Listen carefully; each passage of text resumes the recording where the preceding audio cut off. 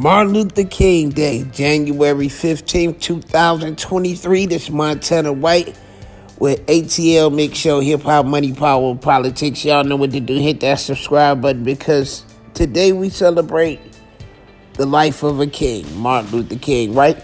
Martin Luther King, the civil rights leader that was killed, assassinated by James Earl Lee Ray or something some kind of country bunking name. Anyway, America takes off. America has a holiday for a black man. There are very few people that have holidays in America, with the millions and millions of people that actually lived in America. But Martin Luther King, him having the effect he had on the country, him changing laws. Yes, Martin Luther King changed laws. Malcolm X was an idea, right? How we should think, how we should fight back.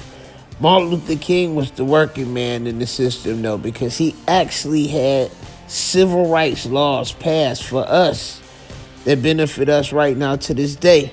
But at the end of Martin Luther King's life, Martin Luther King's dream, he saw it turning into a nightmare. He saw him leading his people into a burning building instead of into salvation, into freedom. Martin Luther King had changed his mind on his stance about the people and about the poor. Check out one of his last interviews. This is probably why he got killed. This could be the government didn't want Martin Luther King out here talking like this. Check this out. Stood on the Lincoln Memorial that day in August '63. You said I had a dream. Did that dream envision that you could see a war in Asia, preventing the federal government doing for the Negroes, preventing the society doing for the Negroes that which you think had to be done?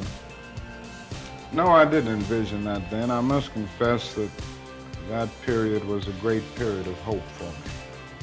And I'm sure for many others all across the nation, many of the Negroes who had about lost hope, saw a solid decade of progress in the South. And in 1954, which was, 64, 1963, 9 years after the Supreme Court's decision to be in the March on Washington, meant a great deal. It was a high moment, a great watershed moment. But I must confess that that dream that I had that day has at many points turned into a nightmare. Now, I'm not one to lose hope. I keep on hoping. I still have faith in the future. But I've had to analyze many things over the last few years, and I would say over the last few months. I've gone through a lot of soul-searching and agonizing moments. And I've come to see that we have many more difficult days ahead, and some of the old optimism was a little superficial, and now it must be tempered with a solid realism. And I think the realistic fact is that we still have a long, long way to go. As an immigrant, somehow, not easily, but somehow got around it. Is it just the fact that Negroes are black? That's a part of it, and that grows out of something else. You can't thingify anything without depersonalizing that something. If you use something as a means to an end, at that moment you make it a thing and you depersonalize it. The fact is that the Negro was a slave in this country for 244 years. That was a willful thing that was done. The Negro was brought here and changed, treated in very inhuman fashion. And this led to the thingification of the Negro. So he was not looked upon as a person. He was not looked upon as a human being with the same status and worth as other human beings. And the other thing is that human beings cannot continue to do wrong without eventually rationalizing that wrong. So slavery was justified morally, biologically, theoretically, scientifically, everything else. And it seems to me that white America must see that no other ethnic group has been a slave on American soil. That is one thing that other immigrant groups haven't had to face.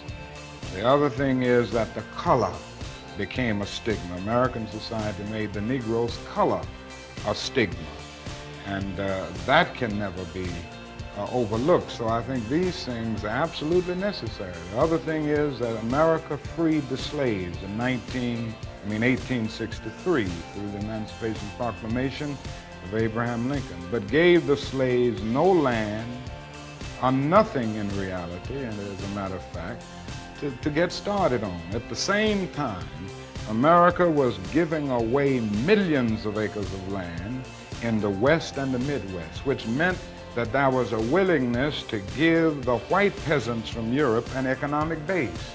And yet it refused to give its black peasants from Africa, who came here involuntarily in chains and had worked free for 244 years, any kind of economic base. And so emancipation for the Negro was really freedom to hunger. It was freedom to the winds and rains of heaven. It was freedom without food to eat or land to cultivate, and therefore it was freedom and famine at the same time. And when white Americans tell the Negro to lift himself by his own bootstraps, they don't look over the legacy of slavery and segregation. I believe we ought to do all we can and seek to lift ourselves by our own bootstraps, but it's a cruel jest to say to a bootless man that he ought to lift himself by his own bootstraps. And many Negroes, by the thousands and millions, have been left bootless as a result of all of these years of oppression and as a result of a society that deliberately made his color a stigma and something worthless and degrading. Does the Negro in America know what he wants to be?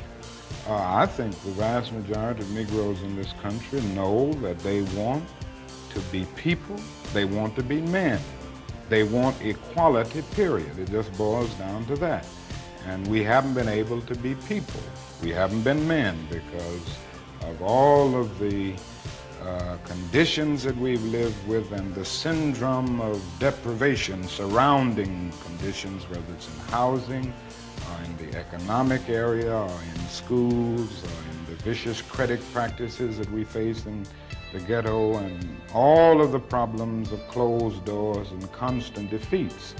But in spite of all this, I think we all know, basically, that we want to be men. We want to be persons judged not on the basis of the color of our skin, but on the basis of the content of our character.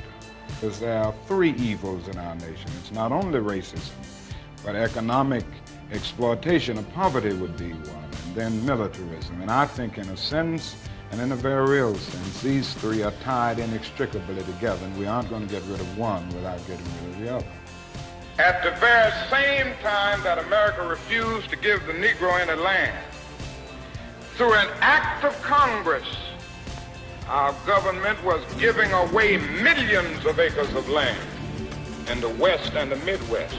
But not only did they give the land, they built land-grant colleges with government money to teach them how to farm. Not only that, they provided county agents to further their expertise in farming. Not only that, they provided low interest rates in order that they could mechanize their farms.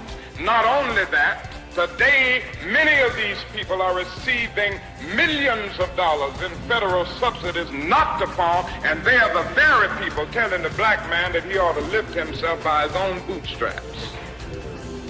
Now, this is what we are faced with, and this is a reality. Now, when we come to Washington in this campaign, we are coming to get our check.